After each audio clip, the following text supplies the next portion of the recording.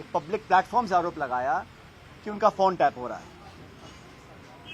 किसी भी व्यक्ति की प्राइवेसी पर हनन करना कोई सरकार नहीं कर सकती है, कोई भी नागरिक हो। और जब वो नागरिक शपथ लिया हुआ सरकार का एक मंत्री हो और पब्लिक प्लेटफॉर्म से बोल रहे हो और सरकार कोई जवाब नहीं दे रही है, क्योंकि एक कलेक्टिव लीडरशिप होती है। सरकार का मंत्री सरकार का नुमाइंदा है, तो एक तरह से सरकार खुद बोल रही है और वो खुद कह रहे हैं कि मेरा फोन टैप हुआ। उन पर उनका दल एक कार्रवाई करता है, वो उनका अंदरूनी मामला है। भारतीय जनता पार्टी का एक संगठन है, उस संगठन में वो किसको नोटिस देते हैं, क्या कार्रवाई करते हैं, ये उनका निजी मामला है, मैं उस पर नहीं जाना चाहता हूँ। लेकिन पब्लिक लाइफ में सरकार के एक मंत्री, जो आज भी मंत्री हैं, वो एक क्लेम करते हैं और कहते प्रमाण मेरे पास है, और सरकार कोई जवाब नहीं दे रही। सदन के अंदर सरकार को जवाब देना चाहिए।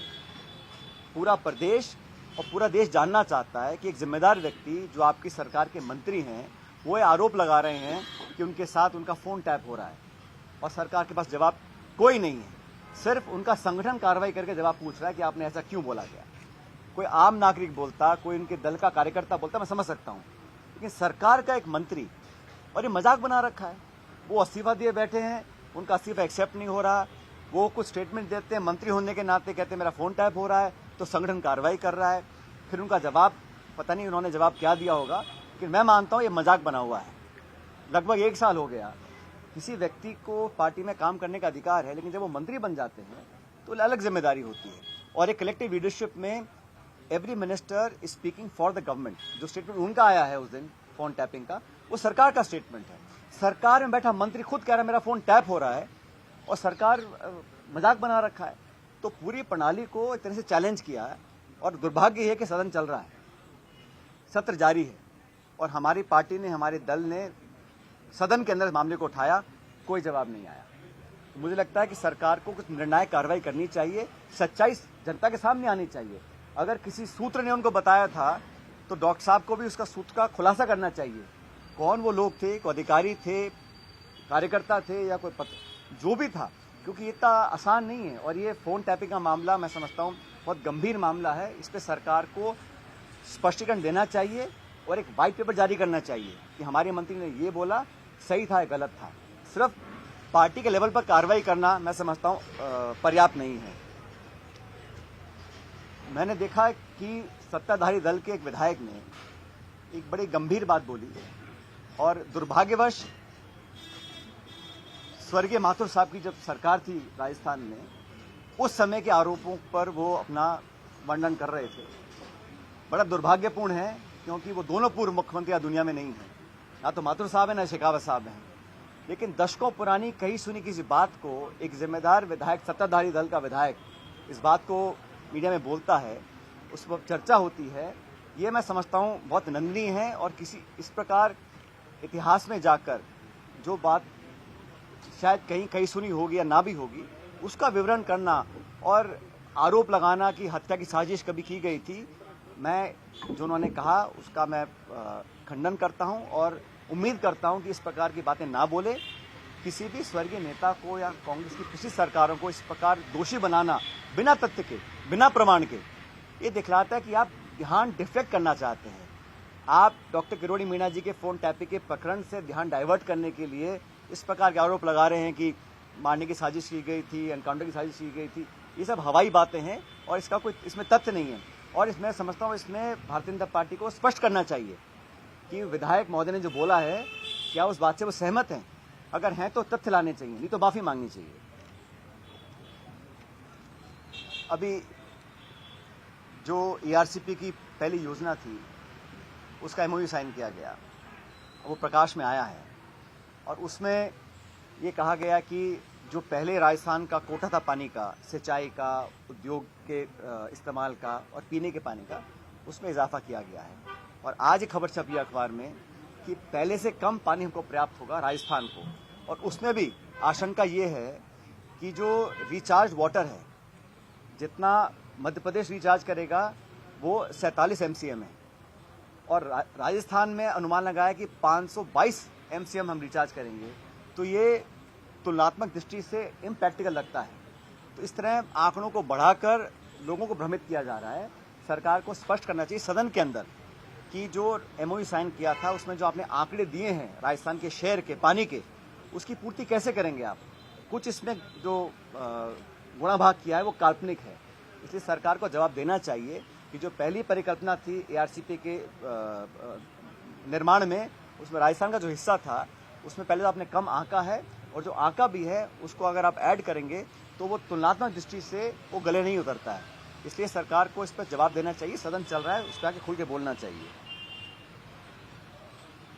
आप सभी जानते हैं कि गढ़साना में सिंचाई के पानी को लेकर आंदोलन चल रहा है, और उस क्षेत्र के लोगों की पुरानी मांग है कि हमको और पानी दिया जाए फसल की सिंचाई के लिए। मुझे लगता है सरकार ने अभी तक उसको गंभीरता से नहीं लिया, और गढ़साना वो इलाका है जहां बहुत पहले और कई लंबे समय से पानी को लेके कई आंदोलन हुए हैं। कुछ आंदोलन उग्र भी हुए थे और वहाँ दुर्घटना भी हुई थी।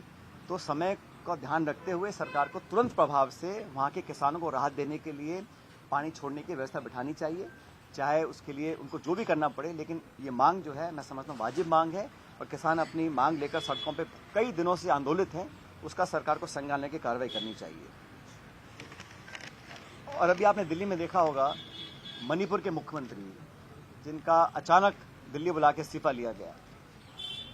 जब मणिपुर में हिंसा चल रही थी, जब एक तरह से सिविल वॉर वहाँ चल रहा था, हजारों लोगों को वहाँ पर पीड़ित किया गया, हत्याएं हुई, बलात्कार हुआ, शोषण हुआ, और उस समय स्थिति को संभालने के लिए अगर मुख्यमंत्री का इस्तीफा लिया जाता तो शायद वहाँ के लोगों को इतना नुकसान नहीं झेलना पड़ता। लेकिन अब जब उनकी सरकार जाने का खतरा था, नो कॉन्फिडेंस मोशन सदन में आने वाला था, तो सिर्फ सत्ता और कुर्सी बचाने के लिए उनका इस्तीफा लिया गया। हिंसा से लोगों को बचाने के लिए, बलात्कार और मौत से लोगों को बचाने के लिए उनका इस्तीफा नहीं लिया गया। तो भाजपा का जो सोच है वो कुर्सी सत्ता बचाने के लिए है, कैसे हमारी सरकार बची रहे।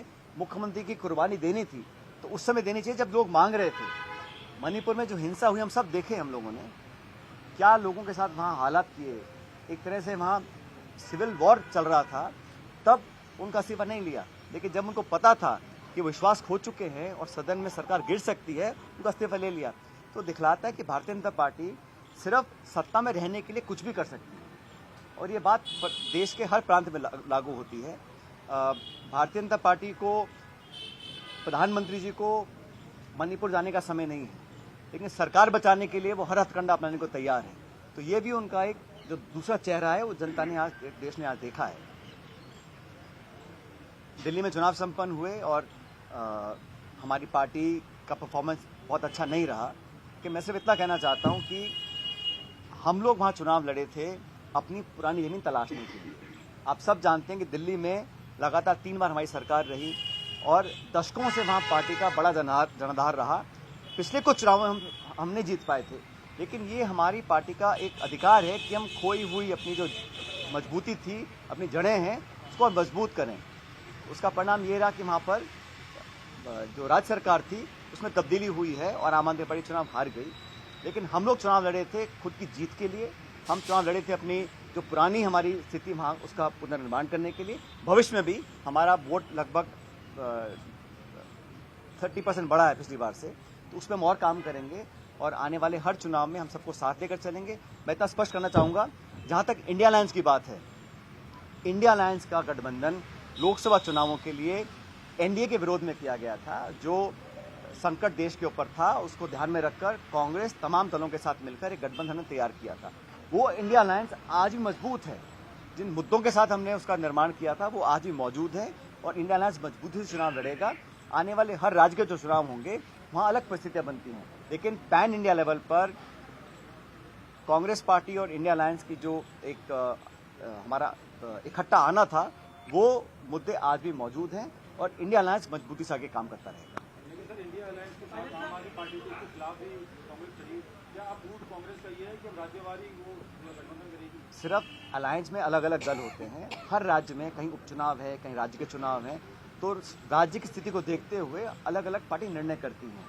मैं नहीं मानता हूँ कि जो चुनाव जैसे हरियाणा में चुनाव हुए वहाँ हम लोग अलग अलग लड़े थे और दिल्ली में हम लोग अलग अलग लड़े थे, लेकिन जो चुनाव लोकसभा के थे उसमें हम सब मिलकर लड़े थे। मुझे लगता है उसमें कोई बदलाव नहीं आएगा। But what about there's confusion about your alliance with the Bharatiya Adivasi Party? The High Command apparently wanted it. You guys, at the state level, they didn't want it. Then actually that also has kind of No. fractured the vote No, in Harsha, South Rajasthan. every political decision is done with the due consideration of the state